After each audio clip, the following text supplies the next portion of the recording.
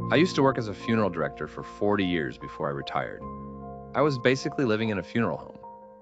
In those 40 years, I've seen so many things that most people wouldn't believe if I told them. I've heard things, I've seen things, and I've even felt things. I was admittedly horrified at first, but I slowly got used to it. Seeing and hearing unexplainable things pretty much came with the job. I don't know why I ever expected anything else. One night in my first decade of funeral directing, I had this weird experience with one of my patients. I was in the basement, which was basically the morgue and the area where I dressed the deceased ones, getting them ready for their funerals. It was just before midnight, and I had just put Mrs. Dharma into her coffin, getting her ready for her funeral that was the very next day. I would never forget her face because it was damaged to the point that it was irreparable. She was only 42. I started working on the next deceased person. It was a male, and I was getting him into the outfit that he'd be buried in when I heard a loud noise coming from upstairs. I was used to those types of sounds, but they still kind of frightened me because they always happened so unexpectedly. I entered the displaying area where I had just put Mrs. Dharma into her coffin. The pot of flowers that I had on top was knocked down. I heard footsteps echoing through the room. I turned around, but I didn't see anybody.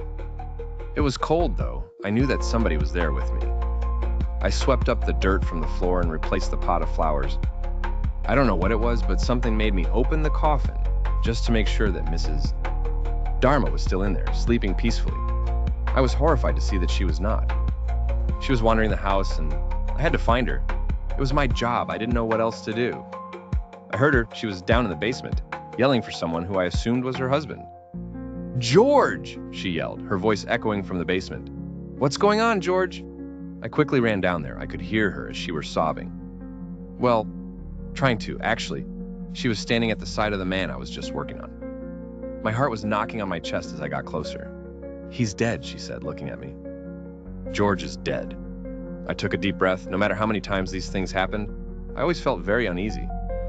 "You need to get back in your coffin, Mrs. Dharma," I told her. "Yeah, your funeral is tomorrow, and you need to look your best." She looked at me, and it was easy to see that she was scared. "But I'm not dead. Mrs. Dharma, you are as dead as can be. But I don't remember dying." "If I were dead, why am I walking?" "You were shot at point-blank range by your husband," I explained to her. "He then turned the gun on himself." "But that can't be so. I feel very much alive."